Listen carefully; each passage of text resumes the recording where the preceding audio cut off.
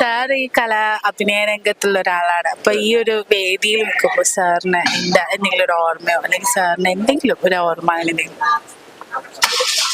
എൻ്റെ ലൈഫിൽ ഈ കൊല്ലത്തത് മൂന്നാമത്തെ കലോത്സവ അനുഭവമാണ്. മറ്റു പലയിടത്തും ഞാൻ പോയിട്ടുണ്ടെങ്കിലും എൻ്റെ നാട് കൊല്ലം എന്നുള്ള രീതിയിൽ എനിക്ക് മൂന്നാമത്തെ അനുഭവമാണ്. ഒന്ന് സ്കൂളിൽ പഠിക്കുന്ന സമയത്താണ് ഇവിടെ ആദ്യമായിട്ട് എനിക്ക് തോന്നുന്നു 89 അങ്ങോട്ട് 90 അതൊരു വലിയൊരു അനുഭവമാണ്. പിന്നെ അത് കഴിഞ്ഞതിന് ശേഷം ഒരു 10 വർഷം മുമ്പ് വന്നത്